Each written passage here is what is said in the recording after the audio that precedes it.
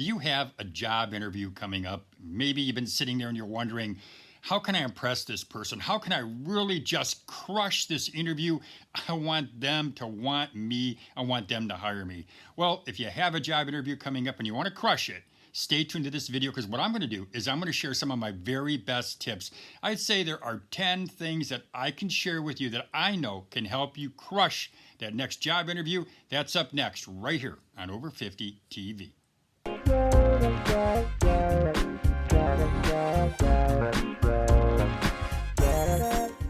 Welcome back to Over 50 TV. Now, if we've never met before, my name is Lou Reyes. I'm the publisher of Over 50 TV, where we provide the latest work and money news to people who are over 50. Now, if you're new here, I'll ask you to subscribe to the channel and to consider hitting that bell notification down below. If you do that, you'll be notified every single time we upload a new video.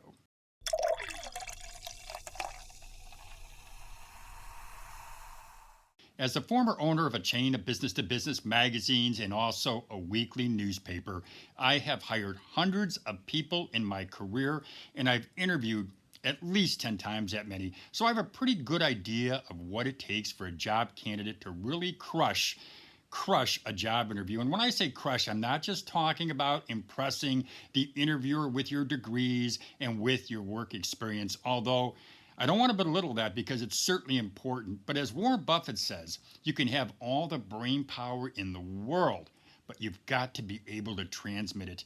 Every successful business person I know, business people that I've read about, they all value communication skills. They are the key to any successful endeavor. You learn all this complicated stuff as an MBA, but if you improve your communication skills, I will guarantee you that you'll earn 50% more money over your lifetime. And I said it's kind of beneath the business school to teach about speaking better, writing better, but that is what counts. So let's get right to some of the tips that I know impress me and also impress my colleagues. Tips that I know will help you to crush that job interview. Tip number one, the candidate always came into the job interview prepared. They knew exactly how to answer each and every interview question that we asked. What I believe is this. I believe that they did something that I suggest that you do. Even to this day, whenever I talk to somebody, I always say, practice the interview questions. Write down every interview question that you know you're going to hear and write down the answer that you are going to give for each question. Now, I know this. I know there are pretty much 8 standard interview questions. And what I'm going to do is I am going to put a link above here, or maybe even in the description box, a link to a number of videos that we have, the videos that we created a while back that itemize, that talk about each single interview question. But practice those interview questions and know them inside and out. What I used to do is I used to lay on the floor while somebody was reading the question to me, and I would answer the question one after another. And I did that until I could answer each question in my sleep. Tip number 2, practice your hand gestures. Now, I read an article recently that said hand gestures increase the value of our spoken message by 60%. Now, what I know is that the best, most charismatic speakers, they understand the importance of using hand gestures. Now, one thing about hand gesturing is you don't want to appear wild. You always want to be in control. And one technique the article suggests is to gesture within an imaginary box, and I really like that idea. I like the idea because it makes you seem like you're in control. Now, when you're speaking and with using hand gestures, the article says speak from the top of your chest, use your hand gestures to the bottom of your waist. And I could see where that would be important because you don't want to gesture wildly, as I mentioned. You don't want to go outside the box because that would seem distracting and out of control. Some of the hand gestures that I like to use, for example, if I'm talking about the future, I may go like this. If I'm talking about the past, I may come in like this with my hand. I just bring it in slowly. If I'm trying to make a point, I'll use 2 fingers. Always 2, never 1, because I've heard that 1 makes it seem like you're accusing somebody of something. And whether that's true or not, 2 fingers does seem less threatening. Now, a hand gesture that I really like, and it seems to work really well, and I've used this gesture a few times, is I will go like this with my hands when I'm talking or answering a question. I bring my hands slowly together and I touch the tips of my fingers just like this. And it sort of gives the impression, I think, that you're really thinking about what the person's saying, and that, well, and when I do this, believe me, I'm definitely thinking about what the person's saying.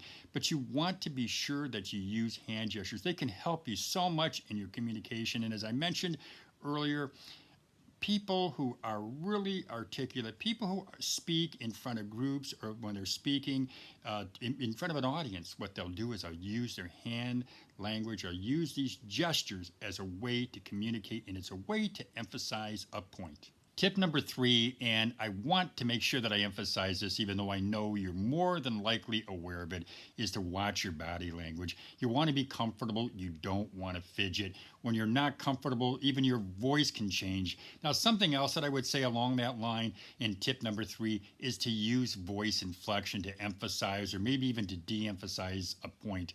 Voice inflection, it's really the changing of your pitch or the loudness of your voice during a conversation.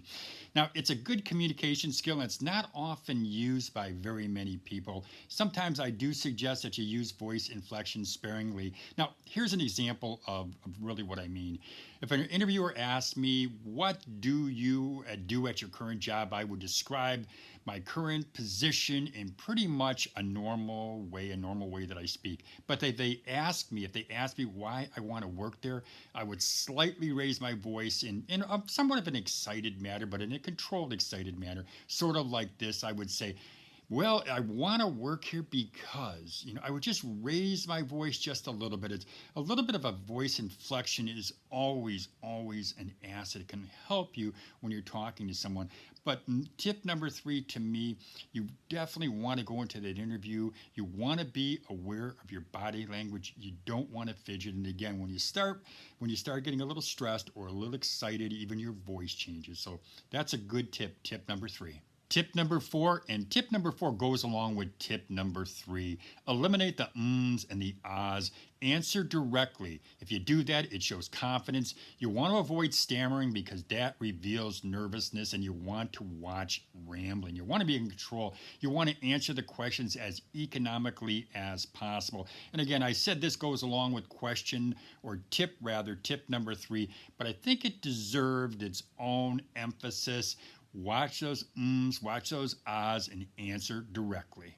Tip number 5, always maintain eye contact. And I will say, when I was younger, I would look away maybe as a way to collect my thoughts. But what that does sometimes is it shows you're not confident and you lose that connection with the interviewer. It's so important to maintain eye contact. It's easy. It definitely is easy to get distracted, especially if you're sitting in an office and the interviewer has a window behind them and you may look out the window or maybe you see people walking by. But focus, whatever you do, focus on the interviewer and make sure that you maintain eye contact and you maintain that connection. Tip number 6, be yourself. But do this, be the more engaging version of yourself. Be that version that sits across from a friend or a relative and just carries on a pleasant conversation, a conversation that puts that person at ease, a conversation that lets that person know, I'm sitting across from somebody who's confident, I'm sitting across from somebody who I could really relate to. Because keep something in mind, if you end up working with that person, you want them to want to like you, and you want them to feel comfortable when they're with you. So start getting them to like you, start getting them to feel comfortable with you in that interview. Tip number 7, don't be, whatever you do, don't be someone you're not. Don't fake it just to make it. Years ago, I was working for a law firm and I interviewed a young girl who impressed the heck out of me, and she impressed my colleagues during the interview. Well, 2 weeks go by and I find she's absolutely horrible. Everyone is reporting back to me saying she's rude and she is a real jerk. Well, I called her in my office and I said, why are you not the same person that I interviewed? What happened? What happened to her? Well, she looked me dead in the eye and she said this. She said, well, I wanted the job. In other words, she pulled the wool over my eyes. She pulled the wool over my eyes and the eyes of the people who interviewed her. Well, I looked her dead in the eye and I said, you're fired. She was not who I hired. So whatever you do, be the person, be yourself. Don't sell someone on somebody you're not. Don't fake it just to make it. Tip number 8, shoot a video of yourself while you're doing a practice interview. Please do this. It will help. You can use your smartphone, the camera on your smartphone, get somebody to shoot the video while you're answering interview questions. I'll tell you, talk about a learning experience. Nothing beats watching yourself answering questions in a video. You'll learn more about how to interview, more about how to answer questions by using this one tip. It will help you immensely. Please, please, please do this tip. Tip number 9, during the interview, often repeat the question back to the interviewer. And I say often as in don't do this every single time, but I do this on what I would say is a regular basis in a conversation when I'm asked a question. And let me just give you an example of what I mean. Let's say an interviewer asks you, where do you see yourself in 5 years? Well, I'll look at them and I'll say, you know what? That's a great question. So where do I see myself in 5 years? And then I'll give a short, succinct answer in just about 3 or 4 sentences. This is just a simple technique that I've seen many people use, and I've seen salespeople use this. It's a way to confirm that you understand the question, and it's a way to make sure that that as you are letting them know that you understand what they're asking, they may change that question. But it's a great way to affirm and to confirm the interviewer's question.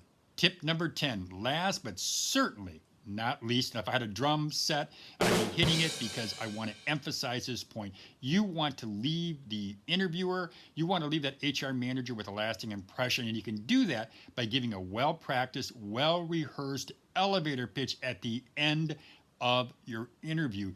You want to give them the reasons why they should be hiring you, why you bring value, and how you can help them make money, and how you can help their company grow. But to me, the elevator pitch at the end of your interview is key because that's your last impression. And what I'll do is I have an elevator pitch video that I shot a while back. I'm going to put a link.